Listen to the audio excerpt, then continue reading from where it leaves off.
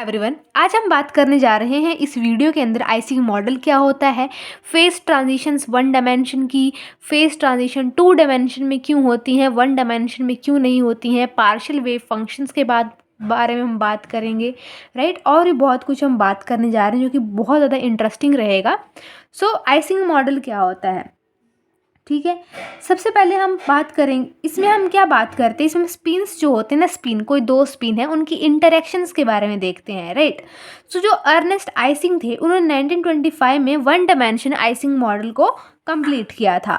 1944 में 2D model आ गया जो कि लार्स ऑनसागर ने कंप्लीट करा, हमने बताया उन्होंने हमको, ठीक है। तो Ising model is use to study the phase transition, जो फेज ट्रांजिशन हो रही है यानी कि एंटी फेरोमैग्नेटिक से ट्रांजिशन हो रही है फेरो में, उस तरह से, ठीक है। या तो बोल सकते हैं कि जो फेज ट्रांजिशन हो रही है पैरा और फेरोमैग्नेटिक मटेरियल्स में, वो उसको बताता है, ठीक है।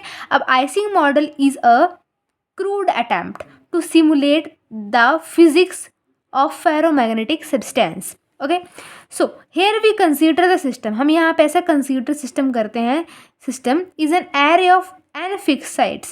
सो यहाँ पे देख सकते हैं अभी बिल्कुल ही एक डेरिवेशन शुरू होगी, तो मैं नहीं चाहती कि मैं डायरेक्ट डेरिवेशन से जाऊँ, मैं चाहती हूँ कि मैं थोड़ा सा आपको बेसिक से समझाऊँ, राइट। सो हम बेसिक पे आते हैं सबसे पहले। तो जैसा कि मैंने आपको बताया कि आइसिंग मॉडल का क्या काम होता है, ये फेज ट्रांजिशन करवाता है बिटवीन, मतलब फेज ट्रांजिशन होती है between two spins, two interacting spins, या तो हम बोल सकते हैं हम आइसिंग मॉडल में इंटरेक्शन पढ़ते हैं दो स्पिन्स की, ठीक है। So it is use to explain that two order phase transition, ये सेकंड ऑर्डर फेज ट्रांजिशन को भी बताता है।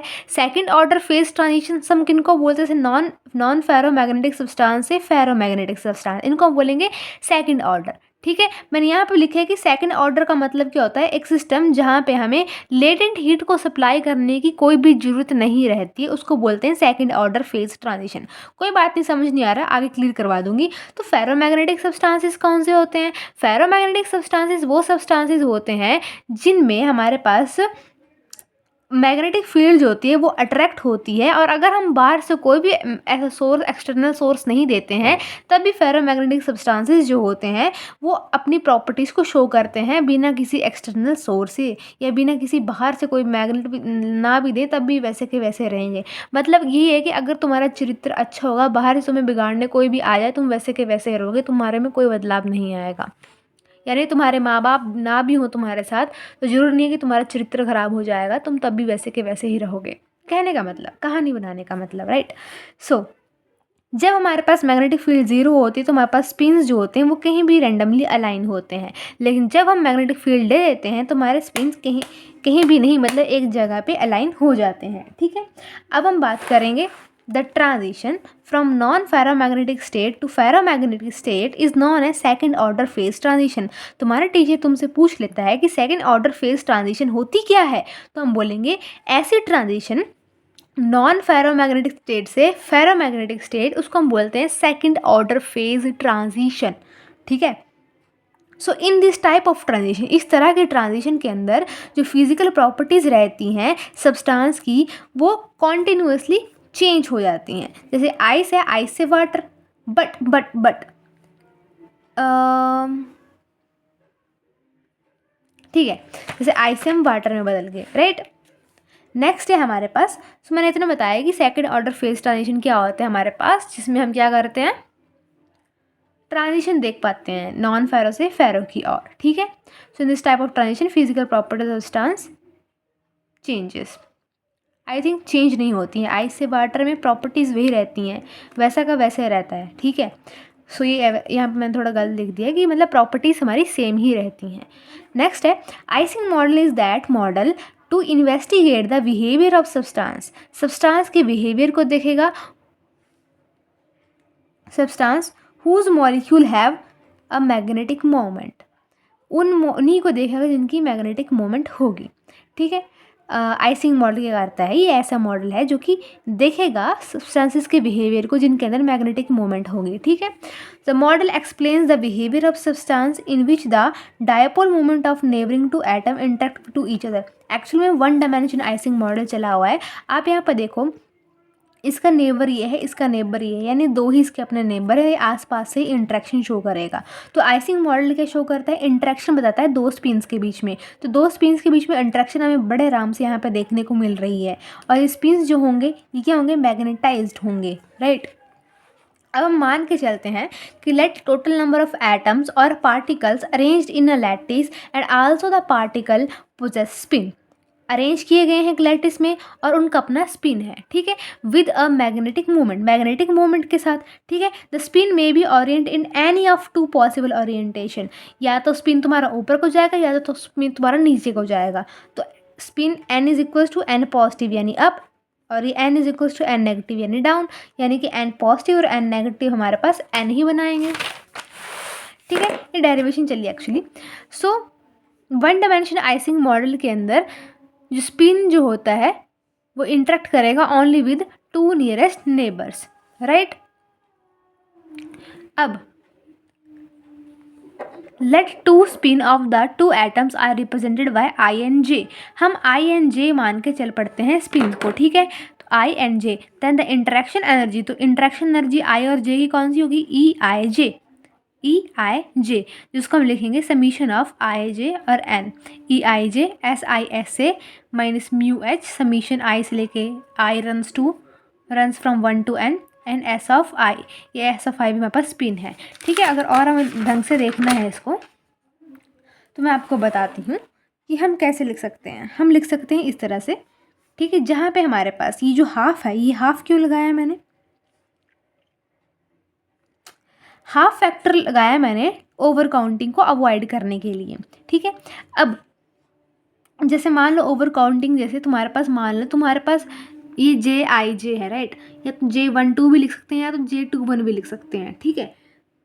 तो हाफ आया है, तो अवॉइड ओवर काउंटिंग हम यहाँ पे हाफ लगा रहे हैं, ठीक है। तो जे आई जी जो है हमारे पास, ये क्या डिनोट करता है, strength of the interaction, i N j यानी दो स्पिन्स के बीच में स्ट्रेंथ कितनी है, ठीक है।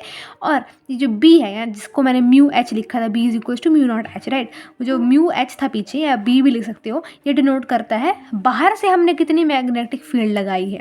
ये जो हाफ फैक्टर है तो अवॉइड ओवर काउंटिंग, और ये जो B summation of s i, ये इंटरेक्शन है किसी स्पिन की with magnetic field, B with B, ठीक है। और ये जो पूरी टर्म है हमारे पास, ये पूरी टर्म इंटरेक्शन है between spin s i and s of j, ठीक है।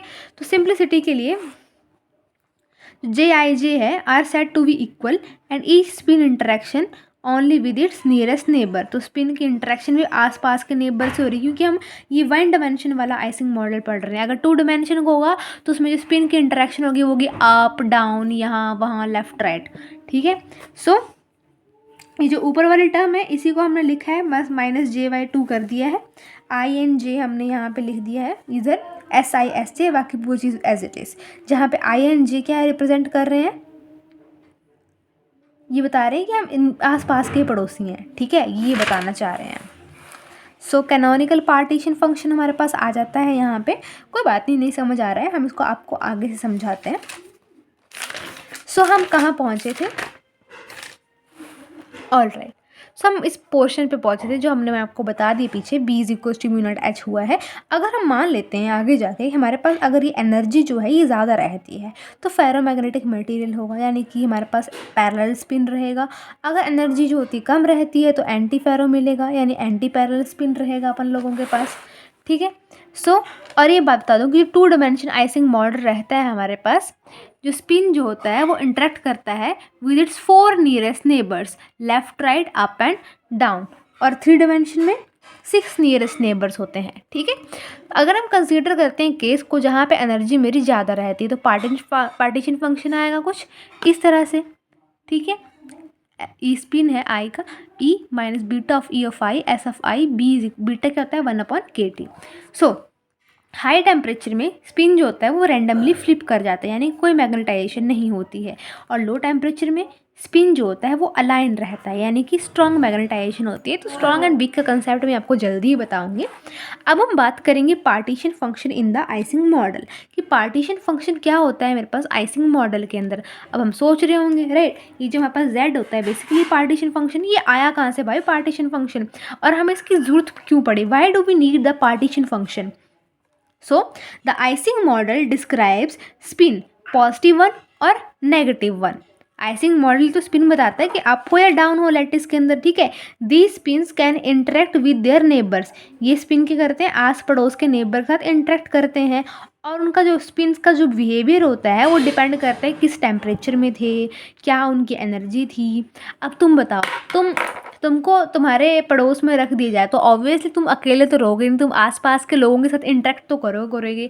और तुम्हारा नेचर भी किस पर डिपेंड करेगा कि वहाँ के लोगों का तापमान कैसा था, क्या वो गुस्से वाले थे या गुस्से वाले नहीं थे, क्या उनकी पॉजिटिव एनर्जी थी, क्या उनकी नेगेटिव एनर्जी थी, उसी पर डिपेंड करेगा ना। तो सिमिलरली पार्टीशन फंक्शन में हमारे पास क्या, आइसिंग मॉडल में हमारे पास क्या रहता है कि स्पिन अप एंड डाउन होता है हमारे पास। और ये स्पिन्स जो होती हैं इनकी इंटरेक्शन जो होते हैं इनके अपने पड़ोसियों के साथ होते हैं, नेबर्स के साथ रहती है। और उनका स्पिन्स का बिहेवियर जो होता है वो एनर्जी और टेम्परेचर पर डिपेंड करता है, ठीक है। अब जो पार्टीशन फंक्शन होता है help us to find the free energy. अब पार्टीशन फंक्शन बोलता है कि मैं तुम्हारे फ्री एनर्जी निकाल के दे दूंगा। और फ्री एनर्जी क्यों, ये फ्री एनर्जी है कौन सी, ये है हेल्महोल्ट्ज़ एनर्जी।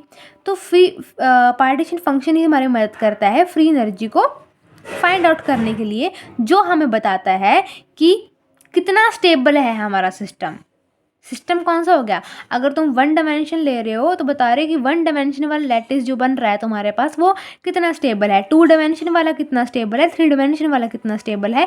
इसलिए पार्टीशन फंक्शन की हमें सहायता लेनी पड़ती है। पार्टीशन फंक्शन ही मुझे बताएगा कि जो मेरा लैटिस है, जो मेरा सिस्टम मेरा कितना स्टेबल है, ठीक है। और वही हमारे पास फ्री एनर्जी को फाइंड करने में मदद करता है। अब हेल्महोल्ट्ज़ फ्री एनर्जी की रहती है F is equals to -KT ln यानी नेचुरल वो log ऑफ Z क्या है पार्टीशन फंक्शन, K क्या है बोल्ट्जमैन कांस्टेंट, F क्या है Helmholtz free energy. So why Helmholtz free energy is use in Ising model, तुम्हारे दिमाग में ऑब्वियसली आ रहा होगा, मेरे में भी आ रहा था, तभी तो मैंने लिखा यहाँ पे। सो फिर से मैं आपको बता देती हूँ कि पार्टीशन फंक्शन हम क्यों ले रहे हैं, right. Ising model partition function ही हमारी मदद करता है फ्री एनर्जी को फाइंड करने के लिए, ठीक है। फ्री एनर्जी को फाइंड करने के लिए हमारी मदद करता है और हमें ये बताता है कि हमारा जो सिस्टम है वो स्टेबल है या नहीं है। अब बात आती है कि हमें इस फ्री एनर्जी की ज़रूरत क्यों पड़ी आइसिंग मॉडल में, क्या बात रही होगी। तो बोलते हैं जब हमारे पास टेम्परेचर जो होता है बहुत लार्ज होता है तो पार्टीशन फंक्शन भी हमारा लार्ज होता है, ठीक है। तो जब टेम्परेचर लार्ज होगा पार्टीशन फंक्शन भी ज़्यादा होगा तो एनर्जी जो होगी वो कम नेगेटिव रहेगी। एनर्जी जो होगी वो नेगेटिव होगी बट कम नेगेटिव होगी, क्योंकि सब कुछ हाई है, सब कुछ बड़ा है, सब कुछ पैसा शोहरत सब कुछ है तुम्हारे पास, राइट।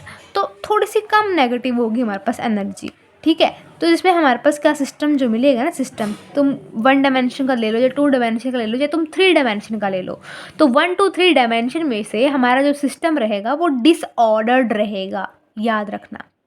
याद रखना मेरी बात, जब कभी भी टेम्परेचर तुम्हारा हाई हो, पार्टीशन फंक्शन लार्ज हो तो एनर्जी तुम्हारी कम नेगेटिव होगी लेकिन कम होगी, तो तुम्हें डिसऑर्डर्ड सिस्टम मिलेगा, मतलब ये मिलेगा। और लो टेम्परेचर के अंदर Z जो होगा तुम्हारे पास क्या होगा, स्मॉल होगा। पार्टीशन फंक्शन तुम्हारा लो टेम्परेचर है, पार्टीशन फंक्शन भी स्मॉल है, तो तुम्हारी जो एनर्जी होगी वो तुम्हारी बहुत ज़्यादा नेगेटिव होने वाली है, राइट। जिसमें क्या होता है, जो हमारे पास स्पिन जो होता है बहुत नेगेटिव में स्पिन तुम्हारा अलाइन हो जाता है, और इसमें स्पिन अलाइन नहीं होता, यहाँ वहाँ नाचता फिरता रहता है और ऑर्डर्ड स्टेट होती है, क्योंकि जिसके पास ज़्यादा पैसा होगा वो यहाँ वहाँ उछलेगा कूदेगा घमंडी होगा, तभी तो उसका स्पिन अलाइन नहीं हुआ, ठीक है। ठीक है, ओके। अब हम बात करते हैं थोड़ी सी क्रिटिकल टेम्परेचर में। तो मुझे आई होप पता चल गया होगा आप लोगों की पार्टीशन फंक्शन क्या करता है। Partition function basically Helmholtz free energy को फाइंड करता है, जो हमें बताती है कि क्या हमारी जो स्टेट सिस्टम है वो स्टेबल है या नहीं है, ठीक है। ये हेल्महोल्ट्ज़ फ्री एनर्जी ही बताएगी कि SYS सिस्टम स्टेबल है या नहीं। मैंने हिंदी में लिख दिया, ओके। अब हम थोड़ा सा जान लेते हैं क्रिटिकल टेम्परेचर क्या रहता है हमारे पास। तो the temperature in Ising model में ऐसा टेम्परेचर जहाँ पे तुम्हारा सिस्टम जो होता है बदल जाता है from a magnetise state to non magnetise state, ठीक है, मतलब ऑर्डर से डिसऑर्डर। तो क्रिटिकल टेम्परेचर क्या होता है? The temperature in Ising model जहाँ पे तुम्हारा सिस्टम मैग्नेटाइज स्टेट से, भाई उल्टा ही हो गया, मैग्नेटाइज स्टेट से नॉन मैग्नेटाइज स्टेट में बदल जाता है, उसको हम बोलते हैं क्रिटिकल टेम्परेचर, ठीक है। तो क्रिटिकल टेम्परेचर में जो हेल्महोल्ट्ज फ्री एनर्जी जो होती है वो बदलती है अपने नेचर को और फेज ट्रांजिशन को मार्क करती है। अब फेज ट्रांजिशन वर्ड आया हमारे पास, तो भाई जी फेज ट्रांजिशंस क्या रहती हैं? तो in the icing model phase transitions happen at the critical temperature। अब मैंने आपको बताया क्रिटिकल टेम्परेचर क्या होता है, जो कि मैग्नेटाइज से नॉन मैग्नेटाइज में ट्रांजिशन करता है अपनी, ठीक है, मतलब सिस्टम को बदलता है। अगर तुम्हारे पास h is equals to zero, h is equals to something होगा h, तो वो h is equals to zero कर देगा, नो मैग्नेटाइजेशन, ठीक है। सो फेज ट्रांजिशन क्या होता है? In Ising model phase transition happens at the critical temperature. ये ट्रांजिशन इस टेम्परेचर के अंदर होती है जहाँ पर सिस्टम तुम्हारा बदलता है ऑर्डर से डिसऑर्डर में, जो मैंने आपको डेफिनेशन बताई, ठीक है। तो अगर तुम्हारा बिलो क्रिटिकल टेम्परेचर होगा, बिलो क्रिटिकल टेम्परेचर में ये होगा स्पिन तुम्हारा अलाइन होगा और सिस्टम की मैग्नेटाइजेशन होगी, तो तुम्हारा पास उस टाइम फेरोमैग्नेटिक फेज रहेगा। और above TC, above critical temperature, spin जो गई यहाँ वहाँ नाचते फिरेंगे तो पैरामैग्नेटिक फेज होगा। और टीसी पे शार्प ट्रांजिशन होगी, जिसमें लार्ज फ्लक्चुएशन होगी। समझ नहीं आया? आगे बताती हूँ ग्राफ से। हम यहाँ पर ग्राफ देखते हैं मैग्नेटाइजेशन और टेम्परेचर के बीच का। जो हम यहाँ पे देख रहे हैं कि हमारे पास जो मैग्नेटाइजेशन हो रही है वो नीचे गिर रही है और क्रिटिकल टेम्परेचर हमारे पास ये रहा, ठीक है। तो क्रिटिकल टेम्परेचर इस लाइन की ओर ऐसे ऐसे इंक्रीज़ होता जा रहा है और ये क्रिटिकल टेम्परेचर का पॉइंट है, क्रिटिकल टेम्परेचर का पॉइंट है, ये अबव क्रिटिकल टेम्परेचर है और ये बिलो क्रिटिकल टेम्परेचर है। मैग्नेटाइजेशन तुम्हारे नीचे नीचे जाती जा रही है, तो यहाँ पे लिखा है कि बिलो क्रिटिकल टेम्परेचर, यानी कि यहाँ पे बिलो क्रिटिकल टेम्परेचर तुम्हारे पास ऑर्डर्ड फेस रहेगा, ठीक है। एम इज़ नॉन ज़ीरो, यानी there is something value of M, ठीक है। मैग्नेटाइजेशन की कोई वैल्यू रहेगी क्योंकि मैग्नेटाइजेशन यहाँ पे हाई है। तो जब below critical temperature you have some value of magnetisation, यानी ऑर्डर्ड फेस रहेगा। और at critical temperature, critical temperature में स्मूथली अप्रोचेस, ये जो एम है मैग्नेटाइजेशन, मैग्नेटाइजेशन तुम्हारी बहुत धीरे धीरे धीरे धीरे धीरे धीरे अप्रोच करेगी ज़ीरो को, ठीक है, क्योंकि तुम्हारे पास यहाँ पे ज़ीरो पॉइंट ये रहा, मैं नीचे नहीं लगाया, ज़ीरो यहाँ पे है, ठीक है। तो क्रिटिकल पॉइंट ऐसे बोलेंगे। और अब क्रिटिकल टेम्परेचर हमारे पास यहाँ पे मैग्नेटाइजेशन बिल्कुल ही ज़ीरो हो चुकी है, तो यहाँ पे मुझे डिसऑर्डर्ड फेस देखने को मिलता है। अब जो पिंक शेडेड रीजन है मेरे पास, ये शो कर रहा है कि मैग्नेटाइजेशन जो है कैसे कम होती जा रही है, ज़ीरो की ओर कैसे बढ़ती जा रही है, ठीक है। तो जो स्मूथ बिहेवियर है ये कन्फर्म करता है कि जो फेज ट्रांजिशन जो है वो सेकेंड ऑर्डर की है, ठीक है। तो अब हम बात करते हैं, समझ आ गए कि फेज ट्रांजिशन भाई जी हमारे पास फर्स्ट ऑर्डर में क्यों नहीं होती, सेकंड में क्यों होती हैं। तो मुझे धीरे धीरे समझ आ रहा है कि फर्स्ट वन डायमेंशन के अंदर फेज ट्रांजिशन क्यों नहीं है। तो आओ देखते हैं। वन डायमेंशन में बताया है कि जो स्पिन जो होता है वो इंटरेक्ट करता है नेबर्स के साथ, ठीक है। जो मतलब जैसे तुम्हारे पास ये है और ये है, तो ये स्पिन यहाँ इन वाले नेबर के साथ इंटरेक्ट कर जाता है। और ऐसा क्यों होता है, क्यों ही नेबर के साथ इंटरेक्ट करता है, बात तो आ रही होगी तुम्हारे दिमाग के अंदर। तो हम फिजिकल सेटअप देख लेते हैं। देखो, in a one dimension lattice spins are arrange in straight line. Obviously spin तुम्हारे पास स्ट्रेट लाइन के अंदर इस तरह से हमारे पास रहते हैं। और हर स्पिन के पास दो पड़ोसी हैं। ये देखो, ये रहा ना, इसके भी दो पड़ोसी बन गई, इसके भी दो पड़ोसी ये और ये वाला। अब ये है, इसका पड़ोसी एक ये रहा, इसका पड़ोसी एक ये रहा। तो हम यहाँ पे देखते हैं वन डायमेंशन लैटिस के अंदर स्ट्रेट लाइन में स्पिन होंगे, हर एक का अपने अपने दो पड़ोसी रहेंगे, लेफ़्ट एंड राइट। तो अनलाइक 2D की तरह नहीं होगा और 3D की तरह नहीं होगा कि मतलब बहुत सारी डायरेक्शन में ऊपर नीचे दाएं बाएं पड़ोसी रहेंगे, सिर्फ एक ही डायरेक्शन में रहते हैं वन डायमेंशन में, ठीक है। सो मैं बता रही थी कि क्यों आस पड़ोस के साथ ही क्यों करते हैं। तो पहला आ गया हमारे पास ये, दूसरा आ गया कि थर्मल फ्लक्चुएशंस जो होती हैं वो डोमिनेट करती हैं। अब थर्मल फ्लक्चुएशंस क्या होती हैं, बहुत इंपॉर्टेंट पॉइंट बताने जा रही हूँ, उबासी ना मारना। थर्मल फ्लक्चुएशन ही क्यों डोमिनेट करती हैं। देखो, थर्मल फ्लक्चुएशंस जो होती हैं उनका मतलब है रैंडम मूवमेंट ऑफ स्पिन।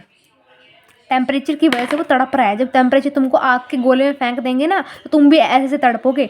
तो थर्मल फ्लक्चुएशन डोमिनेट करती है, यानी कि थर्मल फ्लक्चुएशन का मतलब होता है कि randomly spin is oriented in any direction due to temperature की वजह से वो स्पिन तड़प रहा है मछली की तरह, ठीक है। At any non zero temperature यानी टेम्परेचर की कोई वैल्यू है, ठीक है। जब टेम्परेचर की कोई वैल्यू होगी, ये जो फ्लक्चुएशंस जो होंगी बहुत तेज होंगी to break any order in one dimension model preventing phase transition, जिसकी वजह से फेज ट्रांजिशन नहीं होती हैं। मैंने आपको बताया फेज ट्रांजिशन क्या होती है, पता ना फेज ट्रांजिशन क्या होती है।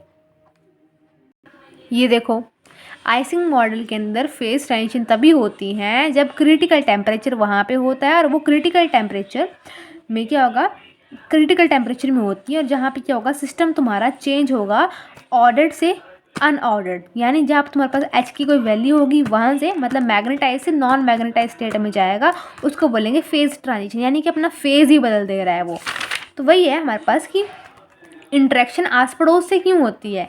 एक तो मैंने ये रीज़न दे दिया आपको, दूसरा रीज़न ये था कि जब हमारे पास टेम्परेचर बढ़ा दिया जाएगा तो स्पिन जो होगा वो यहाँ वहाँ रैंडमली अरेंज होगा, ठीक है। और जब रैंडमली अरेंज होगा हमारे पास स्पिन, तो उस दौरान जो फ्लक्चुएशंस जो होंगी वो बहुत ज़्यादा होंगी, ठीक है। जो फ्लक्चुएशंस जो होंगी, these fluctuation become strong enough, जिससे क्या होगा, कोई फेज ट्रांजिशन नहीं होगी, क्योंकि फ्लक्चुएशन बहुत ज़्यादा होंगी इसमें, ठीक है। और अब इसी में हम देख लेते हैं कि ऐसा क्यों। तो in the one dimension Ising model the energy difference between aligned and misaligned spin Supaul, तो एनर्जी का डिफरेंस बहुत कम रहता है हमारे पास इसमें, और बहुत लो टेम्परेचर में थर्मल एनर्जी जो होगी वो साइन फ्लिप करेगी। जब टेम्परेचर कुछ वैल्यू होगी टेम्परेचर की, तब साइन फ्लिप नहीं होगा, तब वो यहाँ वहाँ तड़पते ऐसे उछलते रहेंगे और फ्लक्चुएशन ज़्यादा होंगी हमारे पास, अब वही डोमिनेट करेंगी। तो यहाँ पर लिखे कि even at very low temperature thermal energy can flip sign randomly, thermal energy तभी अपना साइन बदलेगी और मैग्नेटाइजेशन को डिस्ट्रॉय कर देगी। अब मैग्नेटाइजेशन डिस्ट्रॉय करने का क्या मतलब है, मतलब कि system has transition to a disordered state, मतलब सिस्टम में ट्रांजिशंस आ जाएंगी जहाँ पे स्पिन जो होगा रैंडमली ओरिएंट होगा, ठीक है, एक जगह पे जाएगा, यानी कि फेज ट्रांजिशन आ जाएगी। फेज ट्रांजिशन तभी आएगी जब मैग्नेटाइजेशन हमारे पास डिस्ट्रॉय होगा। मैग्नेटाइजेशन डिस्ट्रॉय कब होगी, जब टेम्परेचर लो होगा। तो ये पॉइंट दिमाग में बसा के रख लो, अपने मरते दम तक रखो। यहाँ मैंने बताया थर्मल फ्लक्चुएशन डोमिनेट करती हैं। थर्मल फ्लक्चुएशन डोमिनेट करना अपनी डोमिनेंस कब रोकेंगी, तब रोकेंगी जब टेम्परेचर घटेगा। टेम्परेचर बढ़ेगा ना तो तुम्हारा स्पिन यहाँ वहाँ भागता रहेगा, इस तरह से इस तरह से इस तरह से। तो फेज ट्रांजिशन तो होने से रही, टेम्परेचर कम करोगे तो तुम्हारे पास स्पिन जो होगा तुम्हारा अलाइन होगा एक तरफ, और जिसकी वजह से मैग्नेटाइजेशन तुम्हारी बिल्कुल ही डिस्ट्रॉय हो जाएगी। और मैग्नेटाइजेशन डिस्ट्रॉय कब होगी, जब भी होगी लो टेम्परेचर की वजह से होगी, और मतलब सिस्टम में अब ट्रांजिशन आ जाएंगी, फेज ट्रांजिशन, यानी कि मैग्नेटिक से नॉन मैग्नेटिक स्टेट में हमारे पास सिस्टम पहुंच जाएगा, ठीक है। तो इफ इसके प्रभाव क्या होते हैं मैग्नेटाइजेशन को लूज़ करने के, कि अगर कोई फेरो मैग्नेटिक मटेरियल जो होता है उसकी मैग्नेटाइजेशन जो होती है वो रिप्रेजेंट करती है अलाइनमेंट को, इतना हमें पता है, ठीक है। अलाइनमेंट को मैग्नेटाइजेशन बताती है। जब मैग्नेटाइजेशन जो है बिल्कुल ही ख़त्म हो जाएगी तो स्पिन जो होंगे वो यहाँ वहाँ जाएंगे। कॉमन सेंस की बात है, यहाँ वहाँ होंगे तो हम मैग्नेटाइजेशन बताते थे, फिर हमारे पास स्पिन इस तरह से एक डायरेक्शन में जाते थे, पर यहाँ पर टेढ़े मेढ़े हैं, ठीक है। वही बात बताइए यहाँ पे कि फेरोमैग्नेटिक मटेरियल में जो मैग्नेटाइजेशन होती है वो बताती है अलाइनमेंट के बारे में। अगर तुम्हारे पास मैग्नेटाइजेशन बिल्कुल ही ख़त्म हो जाएगी तो तुम्हारा स्पिन जो यहाँ वहाँ कहीं भी जाएगा, ठीक है। तो जिसकी वजह से h is equals to zero value आएगी, ठीक है। अब फ्लक्चुएशन की तो क्रिटिकल टेम्परेचर के पास फ्लक्चुएशंस हमारे पास बहुत ज़्यादा होंगी। अब तुम बोलोगे ऐसा क्यों बोल दिया मैंने, भाई जी क्रिटिकल टेम्परेचर तुम्हारे पास ये है और मैग्नेटिक फील्ड जो तुम्हारी मैग्नेटाइजेशन जो है बिल्कुल तुम्हारी यहाँ पे ज़ीरो हो चुकी है। अब मैग्नेटाइजेशन ज़ीरो हो चुकी है, एच की वैल्यू ज़ीरो हो चुकी है, यानी तुम्हारा स्पिन कहीं भी उछलता रहेगा इधर उधर, ठीक है। यानी कि इसमें यहाँ पे मैग्नेटाइजेशन थी, यहाँ पे मैग्नेटाइजेशन तुम्हारे पास थी, यानी कि एच की यहाँ पे कोई वैल्यू थी। जहाँ जहाँ मैग्नेटाइजेशन होगी इसका मतलब है तुम्हारे पास टेम्परेचर क्या है, ज़्यादा है, ठीक है। लो टेम्परेचर होगा तो मतलब मैग्नेटाइजेशन ख़त्म, तो स्पिन तुम्हारा कहीं भी यहाँ वहाँ उछलेगा। सो मैथमेटिकल प्रूफ भी है जो कि 1925 में आइसिंग ने दिया था कि एग्जैक्ट कैलकुलेशंस बताती हैं कि वन डायमेंशन में m इज इक्वल टू 0 होता है। ठीक है। अब हम बात करेंगे फेस ट्रांजिशन टू डायमेंशन में क्यों नहीं रहती हमारे पास। तो जो टू डायमेंशन में जो स्पिन्स जो होते हैं उनको भी थर्मल फ्लक्चुएशंस सहनी पड़ती हैं, ऐसा कोई बात नहीं है जी। उनको भी थर्मल फ्लक्चुएशन सहनी पड़ती, जहाँ पे टेम्परेचर बढ़ा दिया जाता है तो, लेकिन उनके जो नेबर्स होते हैं ना, जो पड़ोसी होते हैं वो स्टेबलाइज कर देते हैं सिस्टम को। अब कैसे करेंगे, हर एक स्पिन जो होता है वो इंटरेक्ट करता है 4 नेबर के साथ instead of 2। Instead of one dimension के होने के बजाय 2 डायमेंशन में हमारे पास जो स्पिन जो होता है वो 4 नेबर के साथ इंटरेक्ट करता है। जब टेम्परेचर लो होगा ना, लो टेम्परेचर होगा यानी कि मैग्नेटाइजेशन तुम्हारे पास क्या होगी, लो टेम्परेचर में। मुझे बुला लिया, देखो लो टेम्परेचर में जब टेम्परेचर ऐसी कोई वैल्यू होगी यानी मैग्नेटाइजेशन होगी। जब टेम्परेचर लो हो जाएगा, मैग्नेटाइजेशन कम हो जाएगी, तो स्पिन तुम्हारा यहाँ वहाँ घूमेगा। ठीक है। तो यहाँ पर लिखा है कि लो टेम्परेचर में ज़्यादातर नेबर्स जो रहते हैं वो अलाइन रहते हैं, लो टेम्परेचर में भी नेबर अलाइन रहते हैं। So a single flipped spin is less likely to disturb. तो एक ही बेचारा स्पिन जो होगा बड़ा कम चांसेस होंगे कि वो स्पिन जो होगा वो डिसरप्ट रह जाए, क्योंकि यहाँ पे जो नेबर्स है ना उनका प्यार बहुत है। तो यहाँ पे नेबर्स जो होते हैं लो टेम्परेचर में भी अपने स्पिन को यहाँ वहाँ उलझने नहीं देते। वो अपने आप को खड़ा, जिस डायरेक्शन में खड़े हैं, इसी मेरा हाथ है इस डायरेक्शन इधर है तो इधर ही रहेंगे, वो यहाँ वहाँ नहीं जाएंगे। ठीक है। और हाई टेम्परेचर जो होगा फ्लक्चुएशंस स्टिल डोमिनेट, यहाँ पे फ्लक्चुएशन डोमिनेट्स, क्योंकि हाई टेम्परेचर में तुम्हारा स्पिन तड़पता है। ठीक है। तो यहाँ पे स्पिन जो होंगे वो रैंडमली फ्लिप कर जाएंगे। This is why 2D in 2D we see the phase transition at a critical temperature, but in 1D no transition happen। ठीक है। सो ये है हमारे पास। अब आप बोलोगे कि फेज़ ट्रांजिशन किस तरह से आते हैं हमारे पास। सो इसके बारे में फिर से वीडियो बनाऊंगी, तब तक स्टे ट्यून्ड। Thank you.